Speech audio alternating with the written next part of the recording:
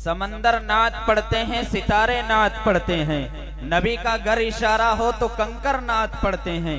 फकत हम ही नहीं मद्दाह सरकारे दो आलम के अबू बकरो उमर उस्मान और हैदर नात पढ़ते हैं। तंगिए वक्त इनसे मिलकर मुझे रोना था, बहुत रोना था, इनसे मिलकर मुझे रोना था, बहुत रोना था, तंगिए वक्त मुलाकात ने रोने न दिया। इंतजार की घड़ियां खत्म हुई। अब मैं इसके बाद ज़हमत सुखन देना चाहूंगा एक ऐसी शख्सियत को जिनकी शख्सियत गुनागुं औसाफ मुहासिन की मुरक्का है, जो बैक वक्त बेहतरीन आलिम भी हैं और फिक्रमंद मुबल्लिग भी, काबिल कदर नासे भी हैं और दिलों को रुला देने वाले वाइज भी। इतना ही नहीं बल्कि खिताबत के मैदान से लेकर नसीहत के बागबान तक, तदरीसी गुलिस्तान से लेकर तबलीग के चमनिस्तान तक, खुश बयानी की वादियों से लेकर खुश इल्हानी की फिजाओं तक और अपनों की बस्तियों से लेकर गैरों की दुनिया तक जिनकी मकबूलियत का शोहरा है, जिनसे मेरी मुराद नमूने असलाफ, फातिह आसाम, मुनाजिर इस्लाम, वकील अहनाफ हजरत मौलाना मुफ्ती मोहम्मद राशिद साहब आजमी कासमी, उस्ताद हदीस व नायब मुहतमिम अजहर हिंद दारुल उलूम देवबंद हैं। मैं हजरत वाला से ये अर्ज करता हूँ कि बाहुनर हो, पुर असर हो, कौम के रहबर हो तुम।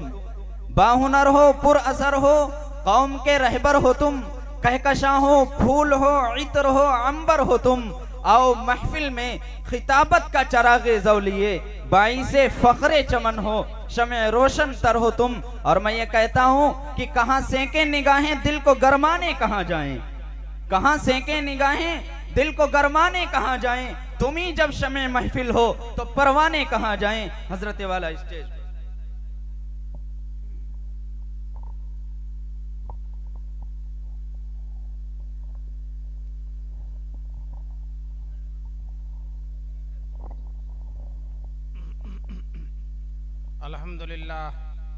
अल्हम्दुलिल्लाह नहमदुहु व नस्तईनुहु व नस्तगफिरुहु व नु'मिनु बिही व नतवक्कलु अलैहि व नऊज़ु बिल्लाहि मिन शुरूरि अनफुसिना व मिन सय्यिआति अमालिना। मन यहदिहिल्लाहु फला मुदिल्ल लहु व मन युद्लिलहु फला हादिय लहु व अशहदु अल्ला इलाहा इल्लल्लाहु वहदहु ला शरीक लहु व अशहदु अन्न सय्यदना व मौलाना मुहम्मदन अब्दुहु व रसूलुहु सल्लल्लाहु अलैहि वसल्लम। औज़ु बिल्लाहि मिनश शैतानिर रजीम। बिस्मिल्लाहिर रहमानिर रहीम। कुल हल यस्तविल लदीन यालमून वल्लदीन ला यालमून इन्नमा यतज़क्करु उलुल अलबाब। सदक़ल्लाहुल अलियुल अज़ीम। वक़ाल अन्नबिय्यु सल्लल्लाहु अलैहि वसल्लम इन्नमल उलमाउ वरसतुल अंबिया औ कमा क़ाल अन्नबिय्यु सल्लल्लाहु अलैहि वसल्लम। हज़रत सदर जलसा, मुअज़्ज़ज़ और मोहतरम उलमाए किराम, मोहतरम बुजुर्गों और दोस्तों, दीनी भाइयों, नौजवानान मिल्लत और नेक माओ और बहनों, अल्लाह का बड़ा करम है, बड़ा एहसान है कि आप हजरात को अल्लाह तबारक ताला ने अपने इस महबूब मदरसा अल-जामिअतुल अरबिया दारुल उलूम रशीदिया के इस जलसे संग बुनियाद के मौके पर अल्लाह ताला ने हम सबको इकट्ठा होने का मौका नसीब फरमाया। ये बहुत बड़ा करम है, अल्लाह का बहुत बड़ा एहसान है कि दीनी निस्बत से हम लोग जमा हो जाएं। मैंने आयत पढ़ी है, आयत में अल्लाह तबारक ताला ने इल्म की बड़ी फजीलत बयान फरमाई। अल्लाह फरमाते हैं हल यस्तविल लदीन यालमून वल्लदीन ला यालमून। क्या वो लोग जो जानते हैं, इल्म रखते हैं, कुरान और हदीस जानते हैं, दीनी मसाइल जानते हैं, वो लोग और वो लोग जो कुछ भी नहीं जानते, न कुरान जानते हैं, न हदीस जानते हैं, न शरीयत जानते हैं, न सीरत जानते हैं और न दीनी मसले मसाइल जानते हैं, अल्लाह ताला कहते हैं ये दोनों बराबर नहीं हो सकते। पता चला उनका दर्जा बड़ा ऊंचा है अल्लाह के नज़दीक, जो इल्म जानते हैं, कुरान जानते हैं, हदीस जानते हैं। अल्लाह तबारक ताला हम सबको इसी तरह के लोगों में शामिल होने का मौका नसीब फरमाए। अगर हम आलिम नहीं बन सके तो अल्लाह तबारक ताला हमारी नस्लों को आलिम बनाए, दीनदार बनाए, हाफिज बनाए, दीन और शरीयत का जानने वाला बनाए। दोस्तों, मैंने हदीस जो पढ़ी है, हदीस में रसूल पाक सल्लल्लाहु अलैहि वसल्लम फरमाते हैं, इन्नमल उलमा वरसतुल अंबिया। उलमा जो होते हैं वो रसूल पाक सल्लल्लाहु अलैहि वसल्लम के और नबियों के वारिस होते हैं। उलमा नबियों के वारिस होते हैं। नबी जायदाद नहीं छोड़कर जाता, नबी कारोबार छोड़कर नहीं जाता, नबी बैंक बैलेंस छोड़कर नहीं जाता, नबी इल्म छोड़कर जाता है। क्या छोड़कर जाता है? इल्म। और उस इल्म को यही उलमा लेते हैं, इन्हीं में तकसीम होता है। तो गोया कि उलमा जो हैं नबी के वारिस होते हैं। दोस्तों, ये मदरसा अभी मदरसे की संग बुनियाद रखी गई और माशाअल्लाह मुझे बड़ी खुशी है कि यहाँ के चंद असहाब खैर लोगों ने मदरसे के लिए ज़मीन दी।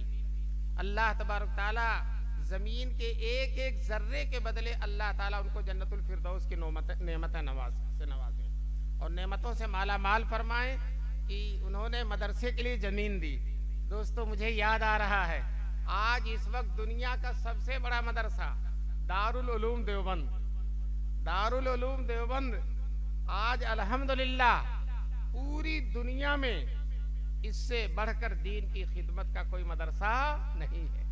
दारुल उलूम देवबंद के बानी मौलाना कासिम नानोतवी रहमतुल्लाह अलैह, जो उस मदरसे को शुरू करने वाले हैं, जब बच्चे थे बचपन में ख्वाब देखा था कि मैं खाने काबा की छत पर हूँ और मेरे जिस्म से दूध की नहरें निकलकर हर तरफ जा रही हैं। ये ख्वाब देखा, खाने काबा पर की छत पर और दूध की नहरें निकलकर हर तरफ जा रही हैं। किसी आरिफे कामिल ने ख्वाब की ताबीर बतलाई थी, ये बच्चा बड़ा होकर रसूल पाक सल्लल्लाहु अलैहि वसल्लम के दीन की ऐसी खिदमत करेगा, ऐसी खिदमत करेगा जिसका फैज़ पूरी दुनिया में पहुंचेगा।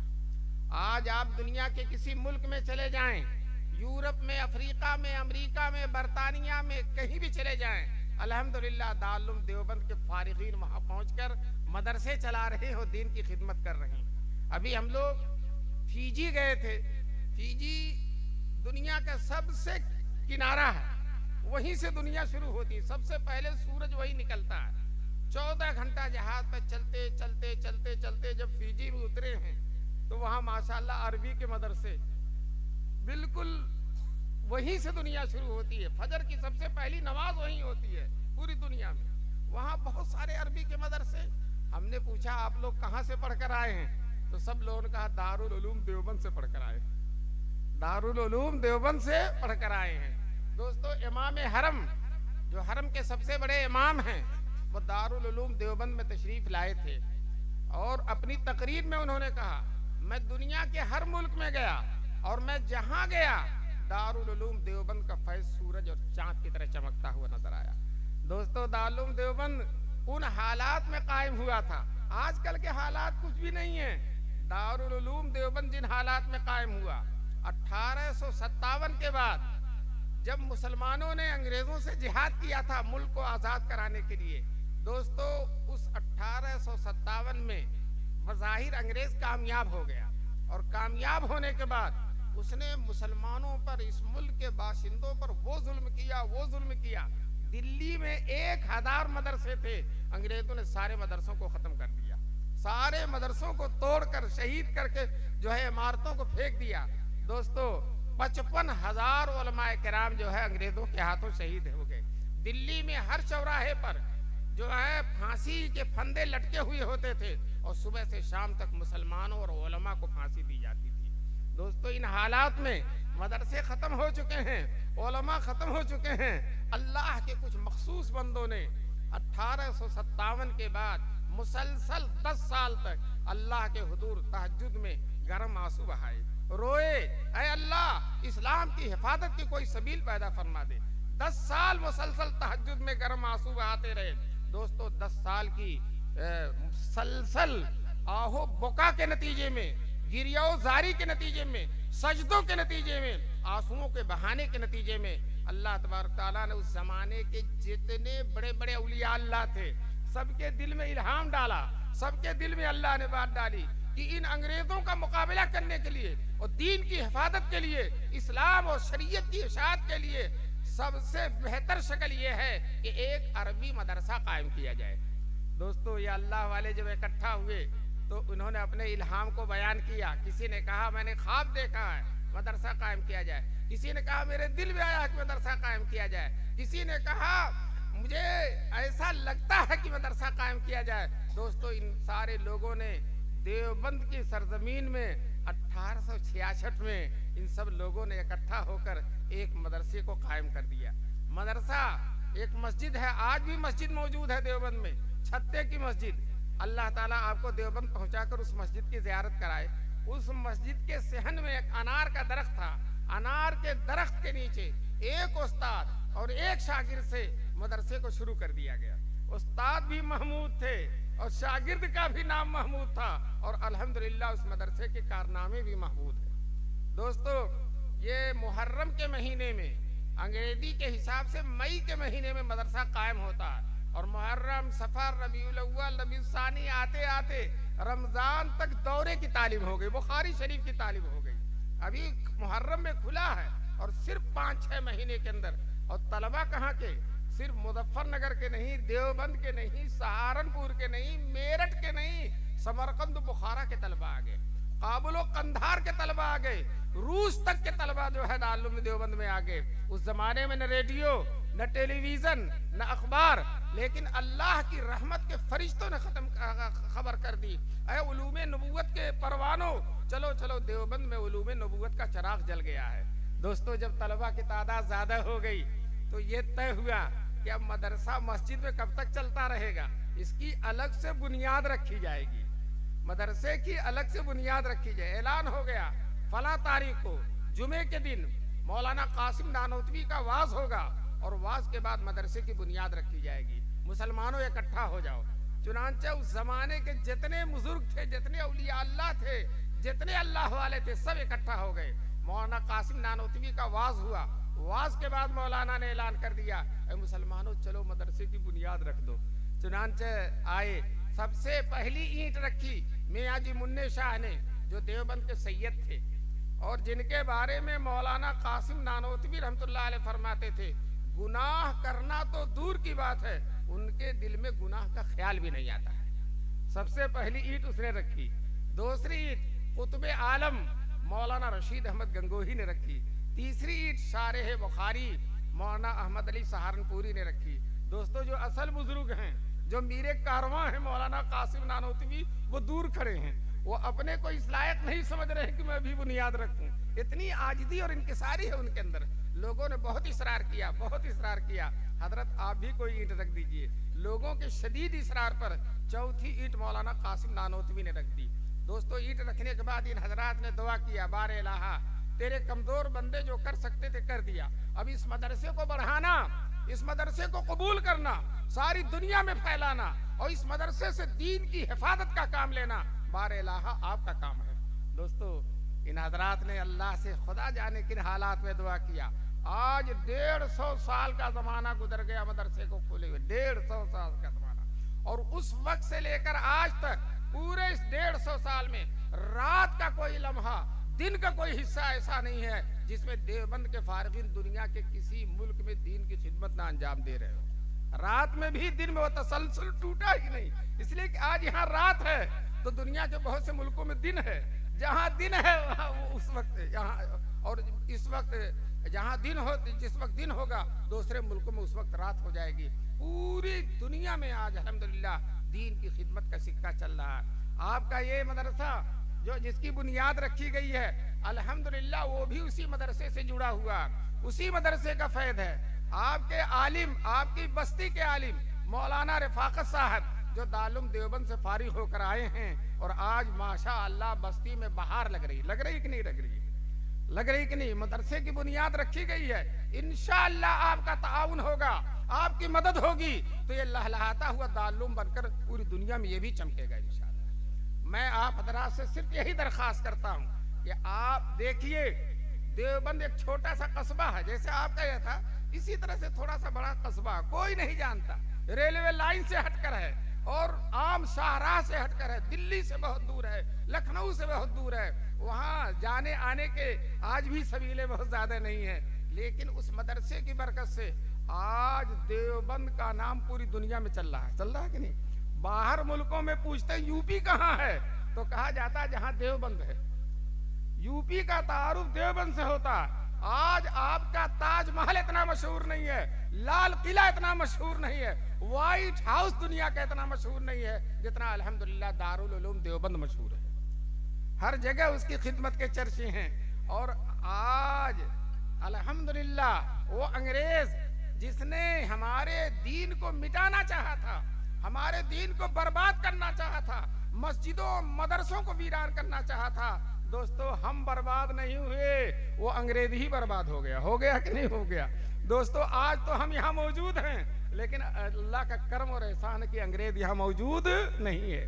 लॉर्ड मेकाले जो अंग्रेजों का वजीर तालीम था, जब मुल्क पर अंग्रेजों की हुकूमत हो गई तो बड़े घमंड से, बड़े नाज से उसने ऐलान किया था कि हम ऐसे हिंदुस्तानी बनाएंगे, अब हमारा हिंदुस्तान पर कब्जा हो गया है, हम अपनी तालीमी पॉलिसी चलाएंगे, अंग्रेजी और अपने मजहबी तालीम को ऐसा फैलाएंगे कि उसने लिखा है कि हम मुसलमानों की तहजीब बदल देंगे, मुसलमानों का दीन बदल देंगे, उनके दिल को बदल देंगे, उनकी नस्लों को बर्बाद कर देंगे, उनकी नस्लों को इस्लाम पर नहीं रहने देंगे। चुनांचे उसने ऐलान किया था बड़े घमंड के साथ, हम ऐसे हिंदुस्तानी पैदा करेंगे जो सूरत और शक्ल के एतबार से हिंदुस्तानी होंगे और ज़हनो दिमाग के एतबार से इंग्लिस्तानी होंगे, यानी सब अंग्रेज हो जाएंगे, अंग्रेजी तहजीब अंग्रेजी मजहब को इख्तियार कर लेंगे।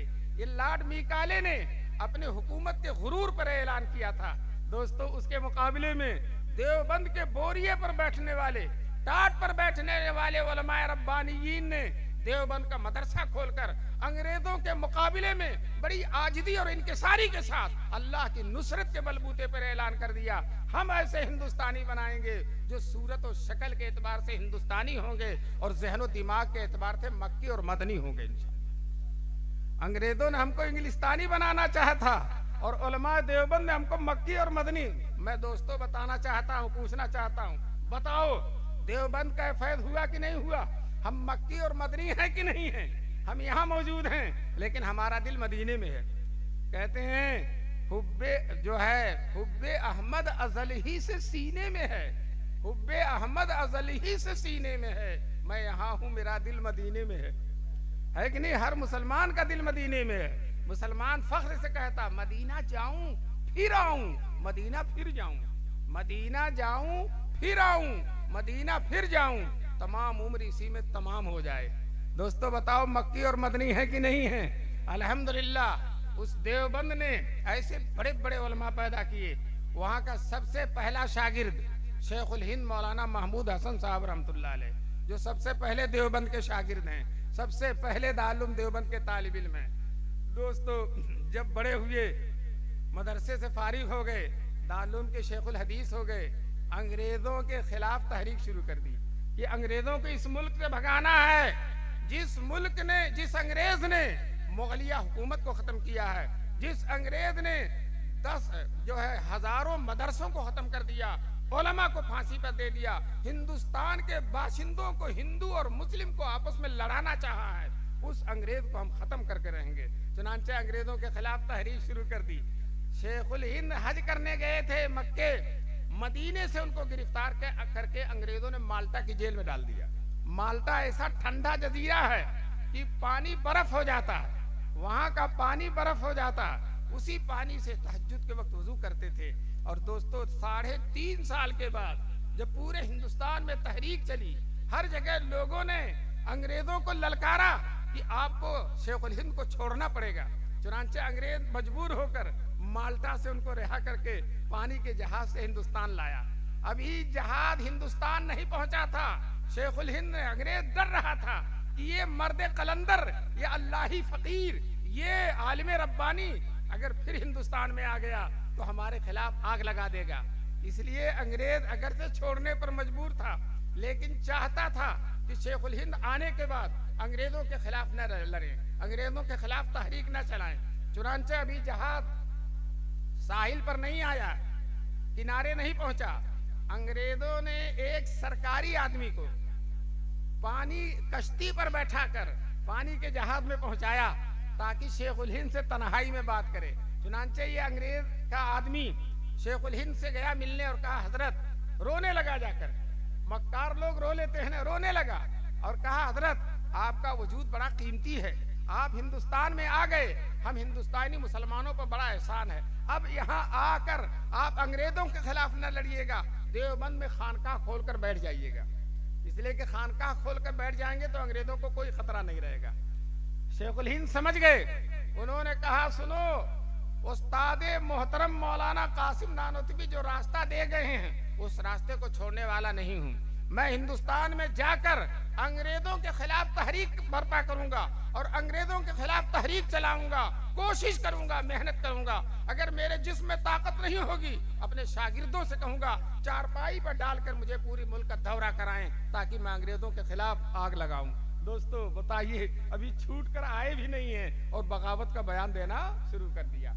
मैं आपसे एक बात बता देता हूँ, जब शेखुल हिंद छूट कर आए, बुढ़े थे 72 साल के, तो आपके आने का ऐसा असर हुआ कि कहते हैं पूरे देवबंद के इलाके में सारे के सारे लोग खुद ब खुद नमाजी बन गए। यह अल्लाह वालों का फैज होता है। हालांकि आप किसी बस्ती में नहीं गए, किसी गांव में नहीं गए, लेकिन अतराफ में जितने लोग थे हजरत के आने के बाद सब के सब नमाजी बन गए और एक दीन की फदा पैदा हो गई।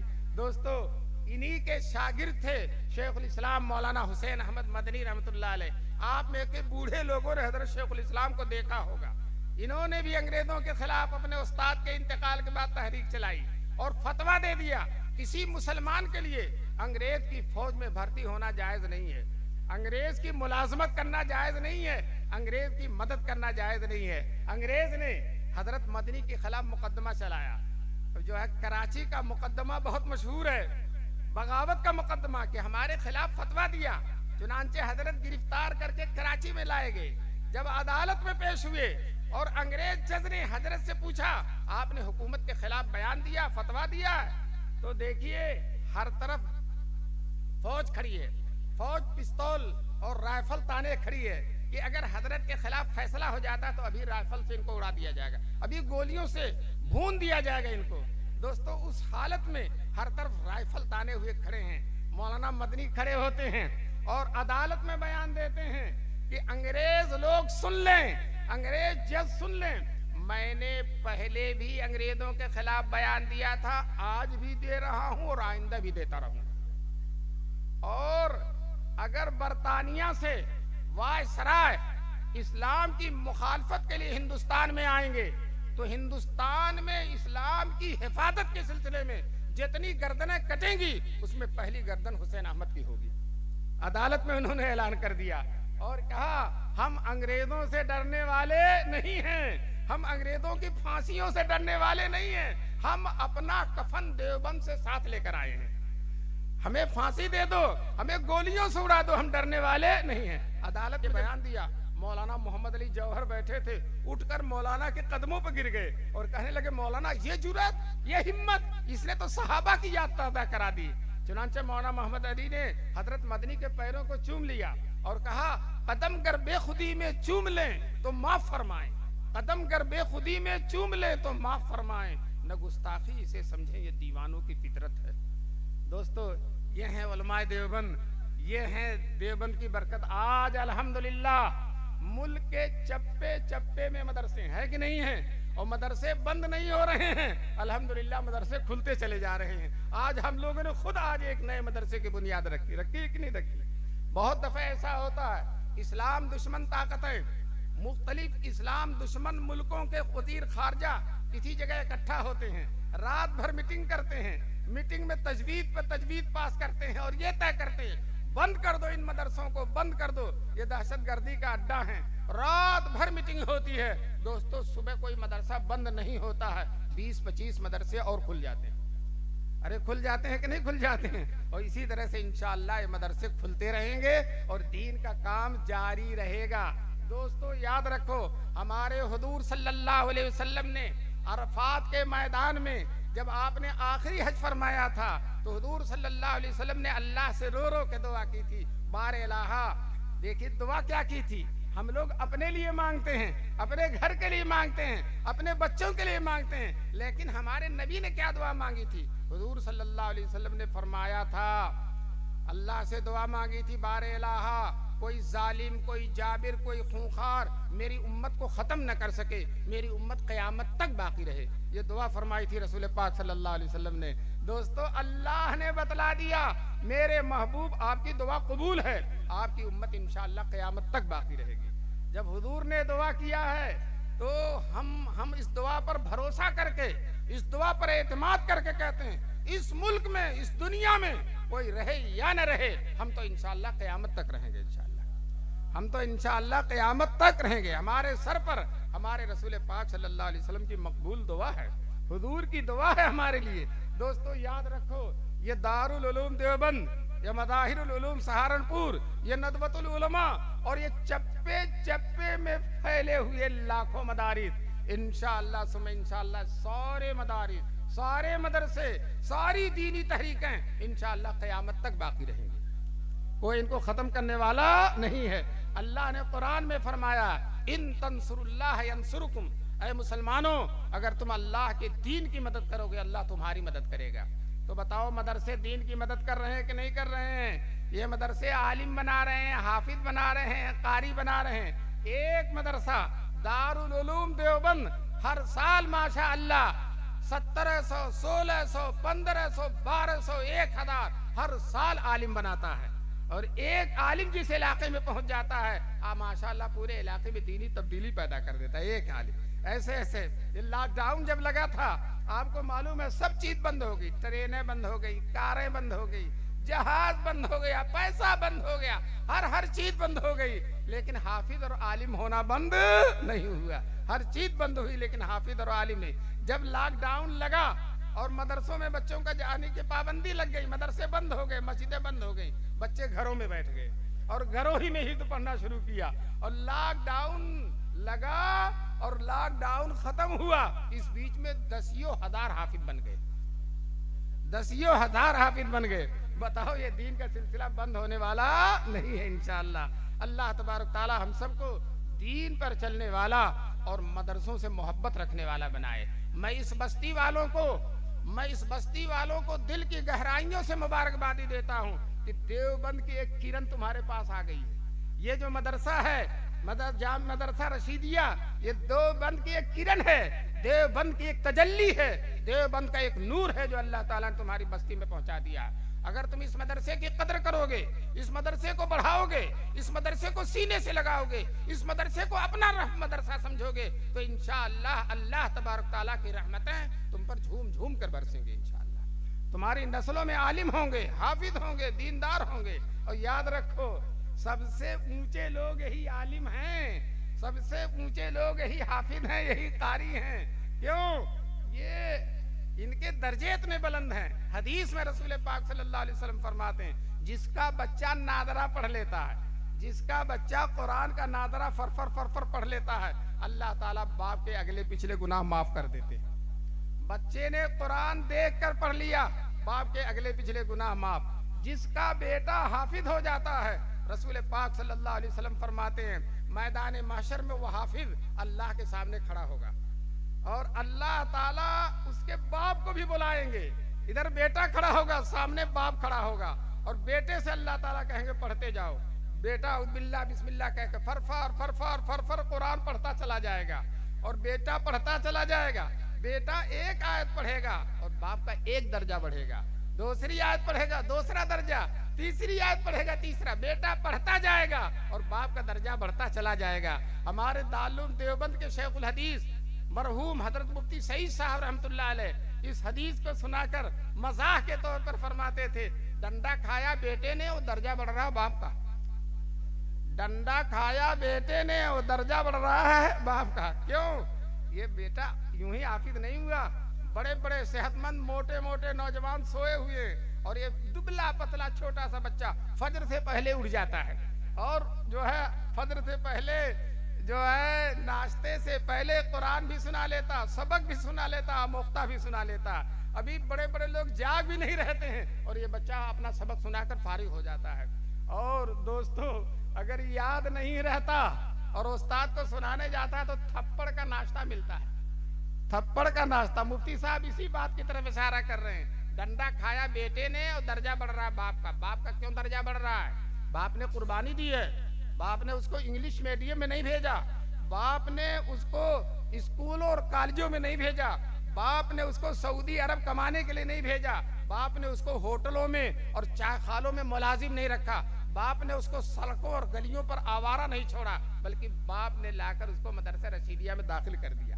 ये बाप की कुर्बानी है। बाप ने कुर्बानी दी, आज मैदान महशर में उसका फल पाने का वक्त है।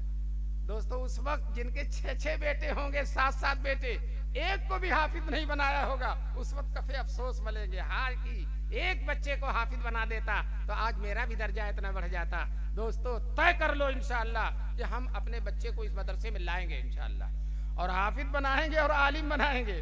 और आजकल तो अल्हम्दुलिल्लाह ये मदरसे जो हैं दीनी तालीम भी दे रहे हैं, कुरान भी पढ़ा रहे हैं, हदीस भी पढ़ा रहे हैं, और दुनियावी तालीम भी दे रहे हैं, दुनियावी तालीम भी दे रहे हैं। और तुम्हारा बच्चा जो मिशन स्कूल में टाई लगाकर नेकर पहन कर जाता है, वो जितनी अंग्रेजी बोलता उससे ज्यादा इन मदरसों में कुरान और हदीस के साथ अंग्रेजी सिखा दी जाती है।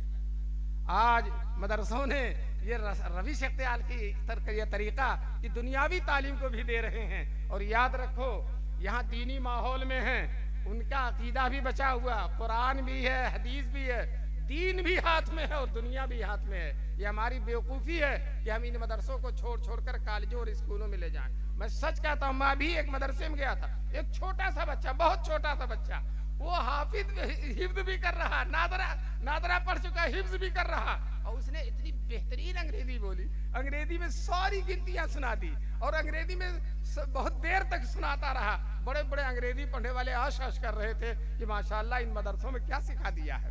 तो दोस्तों, ये मदरसे कम नहीं है, ये दीन में भी आगे हैं और दुनिया में भी आगे हैं। इसलिए अपने बच्चों को इन मदरसों में लाओगे इंशाअल्लाह लाओ। और ये मदरसा जो खुला है, जिसकी अभी बुनियाद रखी है और जिन साहब ने जमीन दी है, अल्लाह उनके लिए सदक़े जारिया बना दे। मेरी तबीयत बहुत खुश हो गई। और जब तक इस मदरसे में बच्चे हिफ्ज करते रहेंगे, कुरान पढ़ते रहेंगे, काल अल्लाह काल रसूल की सजाएं गूंजती रहेंगी, तब तक बाप की जो इसने वक्त दिया, जिसने जमीन दिया है, उसकी कब्र में सवाब पहुंचता रहेगा। दोस्तों, वो कब्र में सोया है और सवाब मिलता चला जाएगा। वो सोचेगा उस वक्त, काश कि मैं अपनी सारी जमीनें दे दिया होता तो अच्छा था, सारी जमीनें दे दिया है तो उस वक्त जो फल पाएगा, जो जमीन बच्चों के लिए छोड़ कर आया उसका सवाब नहीं मिल रहा, और जो जमीन मदरसे के लिए दे दिया उसका सवाब मिलता चला जा रहा है। उस वक्त सोचेगा मैंने बड़े नफे का सौदा किया है। अल्लाह तबारक तआला इन हजरात के इन नफे के सौदों को कबूल फरमाए। ये जलसा इस्लाह मुआशरे का भी जलसा है और मदरसे की संग बुनियाद का भी है। मैं इस्लाह मुआशरे के बड़ी अच्छी तकरीरें लोगों ने की है। एक बात बताकर मैं अपनी बात को खत्म करना चाहता हूँ। आजकल मुसलमानों में सबसे बड़ी गफलत यह है कि कुरान में जिस मीरास का हुक्म दिया है, अल्लाह ने कुरान के 4 पारे में फरमाया, यूसीकुमुल्लाहु फी औलादिकुम, अल्लाह ताला तुमसे वसीयत करता है, अल्लाह तुम्हें नसीहत करता है, अल्लाह तुम्हें बतौर खास हुक्म देता है, लिज़्ज़करि मिस्लु हद्दिल उन्सयैन, अपने बेटियों को बेटों का आधा हिस्सा मीरास में दो। अगर बेटी को 2 हिस्सा दे रहे हो तो बेटी को 1 हिस्सा दो। दोस्तों, हम में से बहुत से लोग बेटियों को जायदाद में हिस्सा नहीं देते। अभी प्रोफेसर साहब अभी तकरीर कर रहे थे, उसके जहेज में बहुत खर्च कर देंगे। बाद लोग कहते हैं जहेज में इतना दे दिया है क्या विरासत में देने की जरूरत नहीं है। हम कहते हैं जहेज में पूरी दुनिया दे डालो, लेकिन वरासत तो देनी पड़ेगी, वरासत तो देनी पड़ेगी। हकीम उल उम्मत मौलाना अशरफ अली थानवी रहमतुल्लाह अलैह, वो जब देवबंद से फारी होकर घर गए, विरासत का मसला पढ़ कर गए कि लड़कियों का हक होता है, भाई के जो जायदाद मिल रही इसमें बहनों का हक होता है। ये जब पढ़ कर गए तो अपने बाप की जायदाद नहीं लिया, बड़ी भारी जायदाद ही नहीं लिया, और कहा सदियों से इसमें औरतों का हक मारा गया है, औरतों का हक नहीं दिया गया है, ये हराम है, मैं हराम चीज लेने का कायल नहीं हूँ। दोस्तों, उन्होंने नहीं लिया, लेकिन अल्लाह ताला ने उनको दूसरे रास्तों से बहुत दुनिया दे दिया। इसलिए आज तय कर लीजिए इंशाअल्लाह हराम माल नहीं खाएंगे। आप अगर औरतों को हिस्सा नहीं देते हैं तो वो माल हराम हो जाता है, नाजायज हो जाता है। अब बेटी का हिस्सा मार कर वो भी हिस्सा बेटे को दे कर गए तो न बेटे का फायदा न आपका फायदा। मैदान माशर में बेटा भी पकड़ा जाएगा, तूने अपने बहन का हिस्सा क्यों नहीं दिया। मैदान माशर में बाप भी पकड़ा जाएगा कि तुमने अपने बेटी का हिस्सा क्यों नहीं दिया, जबकि अल्लाह ताला ने कुरान में इसको फरमाया था।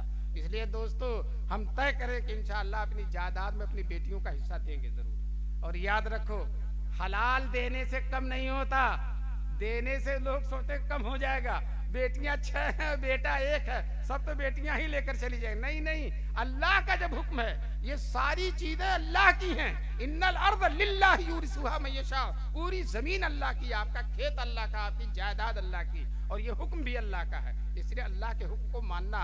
और याद रखिए, देने से कम नहीं होता। एक दफा रसूल पाक सल्लल्लाहु अलैहि वसल्लम के पास एक साहब आए और अल्लाह के रसूल सल्लल्लाहु अलैहि वसल्लम से उन्होंने कुछ सवाल किया। उस वक्त हुजूर के पास कुछ नहीं था, एक दमड़ी भी नहीं, एक तिनका भी नहीं था, लेकिन हुजूर ने कहा मेरे नाम से कर्ज ले लो, इंशाअल्लाह मैं उसको अदा कर दूंगा, मेरे नाम से कर्ज ले लो। हजरत उमर वही थे, बोल उठे, अल्लाह के रसूल आप इतने के मुकल्लफ नहीं, जब अल्लाह ने आपको इस वक्त नहीं दिया, आपके पास नहीं है, तो आप ये क्यों जिम्मेदारी ले रहे हैं कि मेरे नाम पर कर्ज ले लो और मैं अदा कर दूंगा, आप इसके मुकल्लफ नहीं है। हजरत उमर ने कहा, हुजूर नाराज हो गए। हुजूर के चेहरे को देखकर एक सहाबी कहते हैं, अनफिक वला तख्श मिन दिल अर्श इqlala, अल्लाह के रसूल खूब खर्च कीजिए और आसमान वाले से तंगी से डर न कीजिए। हुजूर का चेहरा खुश हो गया। तो हुजूर को देना बहुत पसंद था, खर्च करना बहुत पसंद था, किसी को खुश करना हुजूर सल्लल्लाहु अलैहि वसल्लम को बहुत पसंद था। तो हम भी इंशाअल्लाह तय करो आज के इस इजलास में कि विरासत में जो भी हो, थोड़ा सा भी हो, हम अपनी बेटी को जरूर देंगे इंशाअल्लाह, जो शरई हक है, उलमा से मालूम करके। इसलिए कि हलाल खाओगे तुम्हारी दुआ कबूल होगी, हलाल खाओगे तुम्हारी सेहत अच्छी रहेगी। बाद दफा आदमी कहता बहुत खाता हूँ, तरह तरह की चीजें खाता, सेहत ही नहीं बनती।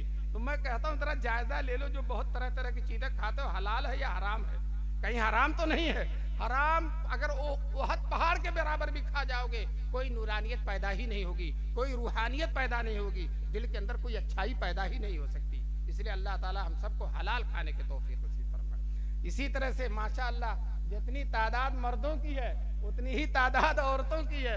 औरतें कहेंगी हमारे लिए कुछ नहीं बयान किया, तो हम उनके लिए भी ये कह रहे हैं कि आज दोनों बैठे हैं, हम शौहरों के हुकूक जो औरतों पर है वो भी बताएंगे, और औरतों के हुकूक जो शौहरों पर वो भी बताएंगे। शौहर का हक तो ये है कि हुजूर सल्लल्लाहु अलैहि वसल्लम ने फरमाया कि अगर अल्लाह के अलावा किसी को सजदे की इजाजत होती तो मैं बीवियों से कहता अपने शौहरों को सजदा करें। इतना दर्जा है शौहरों का। ये तकरीर एक मौलाना कर रहे थे, तो एक साहब सुने, तो उन्होंने कहा आज बड़ी अच्छी बात मिल गई, चल के अपनी बीवी से बताएंगे। इसलिए कि बीवी कदर नहीं करती है, बीवी मेरे एहतराम को बजा नहीं लाती, चलकर आज बतलाएंगे। चुनांचे गए घर और कहने लगे आज मौलाना ने बड़ी अच्छी हदीस सुनाई है। कहा क्या सुनाया है बताओ तो इन्होंने कहा कि मौलाना ने सुनाया है कि अगर अल्लाह के अलावा किसी को सजदे का हुक्म होता तो मैं औरतों से कहता कि अपने शौहरों को सजदा करो। तो कहने लगी ये अच्छी फजीलत है, लेकिन आप जैसे शौहरों की फजीलत नहीं है। ये फजीलत अच्छी है लेकिन आप जैसे शौहरों की ये फजीलत है। लो साहब, अभी शौहर तो शौहर होता है, लेकिन बीवी कुछ न कुछ उसमें जो है पेच निकाल देती है। चुनांचा एक साहब बुजुर्ग थे, अल्लाह वाले थे, और लोग उनसे मुसाफा करते थे, मिलने आते थे, उनकी इज्जत करते थे। तो एक दिन जो और बीवी नहीं कदर करती थी, बीवी कहती तुम क्या बुजुर्ग हो, कुछ भी नहीं हो तुम, इसलिए कि बीवी जल्दी मोतकिद नहीं होती है। तो एक दिन सोचा लाओ करामत दिखाएं, करामत दिखाएंगे मोतकिद हो जाएगी। अपने घर के ऊपर से उड़ने लगे, अपने घर के ऊपर से उड़ने लगे। उड़कर जब कुछ दूर जाकर उतर के आए तो बीवी कहने लगी तुम बुजुर्ग बनते हो, आज मैंने एक बुजुर्ग देखा हमारे छत पर से उड़ता हुआ जा रहा था। तो वो कहने लगे गौर से नहीं देखा, मैं ही तो था, वो मैं ही तो था। अब औरत फट से कहती है जब ही तो टेढ़े उड़ रहे थे, जब ही तो टेढ़े उड़ रहे थे। तो दोस्तों ये जो है औरत कभी मोतकिद नहीं होती। हम औरतों से यही कहेंगे कि आप शौहरों का हक अदा करें, और शौहरों से भी कहेंगे, शौहरों से भी कहेंगे अपनी बीवियों का हक अदा करो। हुजूर सल्लल्लाहु अलैहि वसल्लम की आदत देखो, हुजूर का मामूल देखो। हुजूर जब कहीं सफर से घर में आते थे तो देखते थे हजरत आयशा खाना पका रही हैं, या आटा गूंद रही हैं और घर में झाड़ू नहीं है, तो हुजूर खुद अपने हाथ से घर में झाड़ू दे देते थे, खुद अपने हाथ से, ताकि बीवी पर का बोझ हल्का हो। और हम जो है बाहर से गुस्से में आते हैं बीवी से, ये भी करो, ये भी करो, ये भी करो, और हजार करने के बाद भी नाराज ही रहते हैं उससे। तो देखो हुजूर सल्लल्लाहु अलैहि वसल्लम ने फरमाया, तुम में सबसे अच्छा वो है जो अपनी औरतों के लिए अच्छा हो, अपने घर वालों के लिए अच्छा हो। फिर हुजूर ने फरमाया, मैं तुम में सबसे अच्छा हूं अपने घर वालों के लिए। तो मैं जब सबसे अच्छा हूं घर वालों के लिए, तो अब मेरी उम्मत के लोगों तुम भी अपने घर वालों के लिए अच्छे रहो। जो है बाहर रहेगा खूब हंसी मजाक उड़ाएगा, खूब हंसेगा, दिलचस्पी लेगा, लेकिन जब घर में आएगा मुंह बिगाड़ के बैठ जाएगा, मुंह गिरा के बैठ जाएगा। और बीबी को आर्डर देना, गाली गलूज देना, बदतमीजी से पेश आना, ये शुरू कर देगा। अल्लाह तबारक तआला हम सबको नबी पाक के अखलाक को इख्तियार करने की तौफीक नसीब फरमाए। अरफात के मैदान में जबकि 1 लाख का मजमा था, हुजूर सल्लल्लाहु अलैहि वसल्लम ने अरफात का जो आखिरी हज किया, 1 लाख का मजमा था। ऊंट पर बैठकर हुजूर ने खुतबा दिया था। और दोस्तों लाउड स्पीकर नहीं था, ये माइक नहीं था। आज माइक खराब हो जाता तो पीछे वाले नहीं सुनते हैं।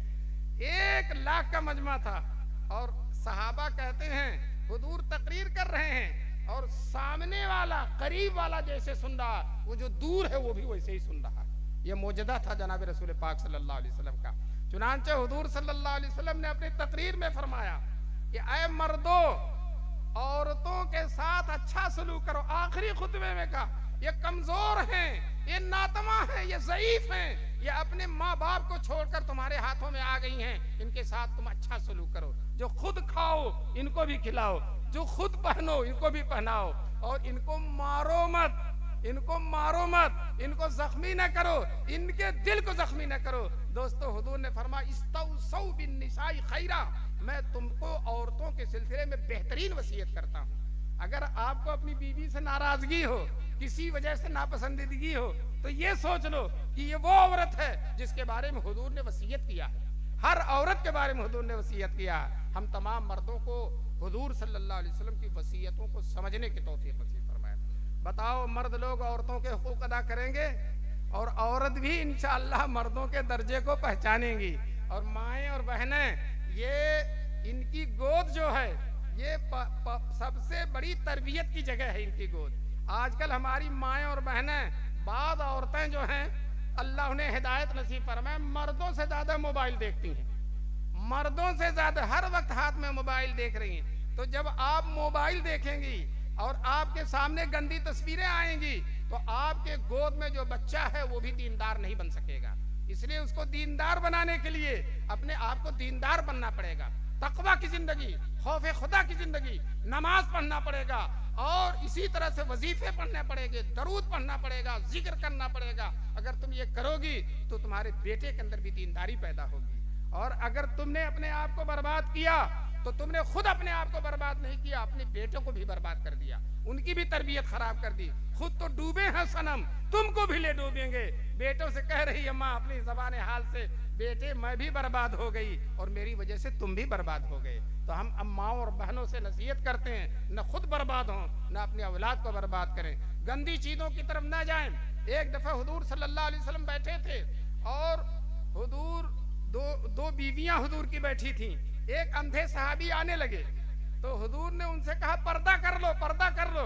तो वो औरतें कहने लगी ये तो अंधा है, इससे कैसे पर्दा करें। तो हुजूर ने कहा ये अंधा, तुम तो अंधी नहीं हो, तुम तो अंधी नहीं हो।